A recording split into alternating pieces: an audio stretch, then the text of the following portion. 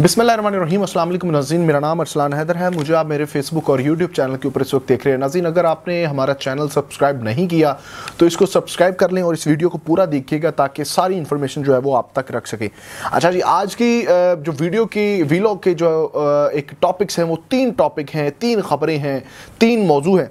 उसके अंदर मैं आपको बताऊंगा। एक बात तो कंफर्म है कि पाकिस्तान के सियासतदान जो हैं ये दुनिया के सबसे नालायक और नाकाम तरीन सियासतदान हैं। ये मैं प्रूफ के साथ आपको बताऊंगा। और उसके अलावा जी आपको खबर दे रहे हैं कि आपको जिस तरह से आपने थोड़ा सा आपको पता चल भी गया होगा कि जनरल जो नदीम अंजम हैं यानी DGISI हैं जो उनको अब एक्सटेंशन दे दी गई है, मज़ीद उनको एक्सटेंशन दे दी गई है। उनके रिटायरमेंट का टाइम चूँकि आ चुका था तो अब उनको रिटायरमेंट की बजाय उनको एक्सटेंशन दे दी गई है। और वो एक्सटेंशन कितनी लंबी दी गई है ये आप सोच के हैरान रह जाएंगे। अच्छा जी, उसके बाद आपको मैं जो मेन आज का एक खबर है, जो एक अंदर की खबर है, वो ये है कि पाकिस्तान मुस्लिम लीग नून के सरबराह नवाज शरीफ और साबिक वज़ीर आज़म शहबाज शरीफ की आपस में कल गुफ्तगू हुई है। यानी वो जुमे वाला जो फैसला था, नैब तरमीम वाला जो एक फ़ैसला आया था, उसके बाद जो है वो आपस में 2 भाइयों की एक टेलीफोनिक गुफ्तगू हुई है। और उस गुफ्तगू के अंदर जो है वो शहबाज शरीफ और नवाज शरीफ के दरमियान काफ़ी जो है वो गर्मी रही है। और सीधे लफ्ज़ों में कहा जाए तो नवाज शरीफ साहब ने जो है वो शहबाज शरीफ को अच्छी खासी डांट पिलाई है। और वो किन वजूहात के ऊपर, किन बातों के ऊपर डांट पिलाई है ये बताएंगे। और इसके अलावा पाकिस्तान तहरीक इंसाफ की जो गवर्नमेंट इन्होंने गिराई थी, ये तमाम जमातों ने मिलकर गिराई थी या फिर स्पेशल लोगों ने जो गिराई थी, अब उसको हम जो है वो देखेंगे, उसका तज्जिया करेंगे कि क्या जिन मकासद के लिए उनकी गवर्नमेंट को गिराया गया था क्या वो मकासद पूरे हो चुके हैं या नहीं। और बड़ी हैरान कुन जो आपके सामने रिजल्ट्स रखेंगे, आप भी हैरान हो जाएंगे। अच्छा, तो अब मैं बात शुरू करता हूँ शहबाज शरीफ और जो है वो एक नवाज शरीफ की एक जो एक टेलीफोनिक गुफ्तगू हुई है उसके हवाले से मैं आपको बता दूं कि शहबाज शरीफ और नवाज शरीफ की कल रात को जो है वो टेलीफोनिक गुफ्तगू हुई है। उसके अंदर शहबाज शरीफ को कॉल की गई है नवाज शरीफ की जानिब से। उन्होंने ये सारे फैसले के ऊपर जो है वो गुफ्तगू की है। उन्होंने कहा कि ये सारे केसेस, ये सारी चीज़ें तो फिर शुरू हो गई। अच्छा, मैं अब जो आपको 2 बातें बताने वाला हूँ कि जो 2 मेन रीज़न थी पाकिस्तान तहरीक इंसाफ की गवर्नमेंट गिराने की, वही तकरीबन जो है वो बातें वो नवाज शरीफ ने की हैं। और वो मैं समझता हूं कि उनके पॉइंट ऑफ व्यू से अगर वो जिस तरह से पाकिस्तान मुस्लिम लीग नून के हवाले से वो सोच रहे हैं तो वो मेरा ख्याल है सही है। मैं शुरू यहां से करता हूं कि जैसे मैंने आपको कहा कि 2 रीज़न थी जिसके अंदर था कि एक तो पाकिस्तान तहरीक इंसाफ की गवर्नमेंट को गिराने का मेन मकसद ये था, यानी ये इस गवर्नमेंट का PDM का आने का मेन मकसद था अपने केसेस को ख़त्म करना, करप्शन के केसेस को ख़त्म करना और तमाम वो पाबंदियाँ हटाना जिनके ऊपर जो है वो पाकिस्तान मुस्लिम लीग नून के ऊपर जो लगी हुई थी और बाकी जमातें जो है वो बाकी इदारों के ऊपर रेडार के ऊपर थी। एक तो ये वजह थी। दूसरी वजह ये थी कि वहाँ पे उस वक्त ये किया जा रहा था कि पाकिस्तान तहरीक इंसाफ की गवर्नमेंट के अंदर लोग खुश नहीं है, महंगाई बहुत ज्यादा है, तो इसलिए उसको थोड़ा सा कम करने के लिए रजीम चेंज हुआ और ये सारी चीजें हुई। उसके बैकएंड पे मैं नहीं जाऊंगा कि किसके कहां इख्तलाफात थे जिसकी वजह से ये हैपन हुआ, लेकिन जो है वो ये 2 मेन रीजन काउंट की जा रही थी। अब देखें, पाकिस्तान तहरीक इंसाफ की गवर्नमेंट गई है और उसके बाद जो है वो उनके ऊपर किस तरह से जो है वो उनके खिलाफ कार्रवाइयां की गई, ये अलग चीज है। अब देखा जाए तो पाकिस्तान तहरीक इंसाफ का जो एक उन्होंने जो इनके ऊपर केसेस शुरू किए हुए थे, अगर पाकिस्तान तहरीक इंसाफ ने किए हुए थे तो ये मैं गलत नहीं होगा क्योंकि वो भी सिर्फ और सिर्फ इसी वजह से कि केसेस वहाँ पर खोले गए थे क्योंकि वो भी इनके सियासी मुखालिफ थे। तो अब वो केसेस जो हैं वो दोबारा खुल गए, यानी जो रजीम चेंज किया गया था कि ये केसेस वगैरह सारी चीज़ें जो ख़त्म हो जाएंगी, बेसिकली ये डील ही थी। तो वो जो डील के अंदर इनके साथ तय हुआ था कि आपके केसेस वगैरह ख़त्म हो जाएंगे, वो एक दफ़ा तो ख़त्म हो गए, लेकिन अब कल से फिर वो जो है वो जन्म ले चुके हैं।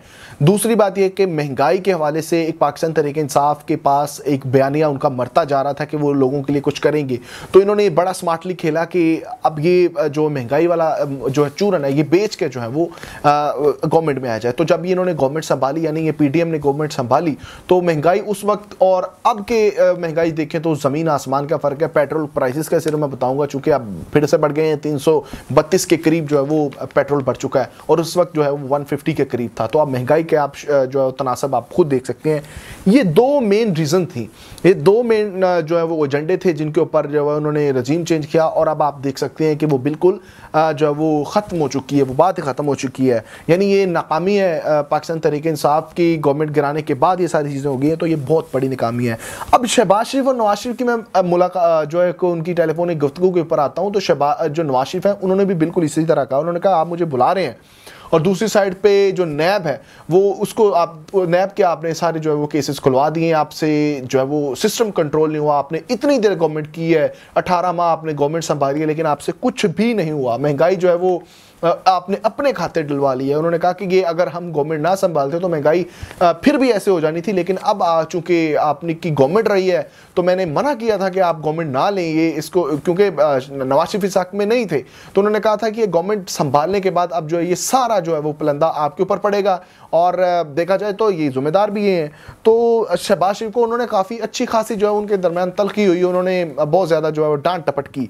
तो नवाज शरीफ साहब ने कहा कि अब जो है वो तमाम तर चीज़ें, अब वो तमाम तर सूरत हाल जो है वो जूं की तूं है, जैसे मैं यहाँ से गया था वैसे के वैसे ही सूरत हाल है, और बड़ी जो है वो मायूस कुन जो है परफॉर्मेंस आपकी रही है। तो ये शहबाज शरीफ साहब को उन्होंने बाकायदा तौर पे जो है वो बड़ी गर्मी के साथ ही का, बड़े तल्ख लहजे के साथ ये बातें की हैं। तो उसके बाद जो है वो उनकी कॉल जो है मुनक़ता हुई है। अब उसके बाद अगर बात की जाए एक्सटेंशन की, मैंने जनरल नदीम अंजम जो DGISI है हमारे, नो डाउट कौम का फ़ख्र है, उनको जो है वो एक्सटेंशन दे दी गई है। अब मेन एक्सटेंशन ये कोई बड़ी बात नहीं है, एक्सटेंशन फ़ौज के अंदर एक्सटेंशन दे देना किसी भी अफसर को ये कोई बड़ी बात नहीं है, हमेशा से ऐसे होता आया है। अब देखा जाए कि जनरल नदीम अंजम जो है उनको एक्सटेंशन तो दी गई है, लेकिन ये एक्सटेंशन कितनी है अगर आप देखें उसके पूरे उसकी डिटेल पढ़ें तो उन्होंने लिखा हुआ है कि ता हुक्म सानी तक ये जो है वो DGISI रहेंगे, यानी जब तक दिल करेगा आर्मी चीफ का वो उनको DGISI रखेंगे। अब इसमें 2 साल नहीं है, 4 साल नहीं है, कोई मेंशन नहीं है, चाहे 10 दिन है, लेकिन अनलिमिटेड जो है वो उनको एक्सटेंशन दे दी गई है। और अब देखें, आप सोशल मीडिया के ऊपर जाएँ, ट्विटर के ऊपर जाएँ, तो किस कदर जो है वो इनके ऊपर तनकीद की जा रही है एक्सटेंशन की। और अगर देखा जाए तो वो तनकीद किसी हद तक ठीक भी है कि पाकिस्तान आर्मी जो दुनिया की 6ठी बड़ी आर्मी है, बड़ी काबिल आर्मी है, और उनके अंदर जो है वो बहुत काबिल तरीन जो है वो जर्नल बैठे हुए हैं, वो काम कर रहे हैं। तो क्या सिर्फ जनरल नदीम अंजम ही सिर्फ इतने काबिल थे कि जिनको एक्सटेंशन दे दी गया? क्या बाकी जर्नल से ये मामला टैकल नहीं होने थे, उनके अंदर ये काबिलियत नहीं है कि वो DGISI बन सके? ये मैं नहीं कह रहा, ये पाकिस्तान के सोशल मीडिया के ऊपर इस वक्त टॉप ट्रेंड जा रहा है।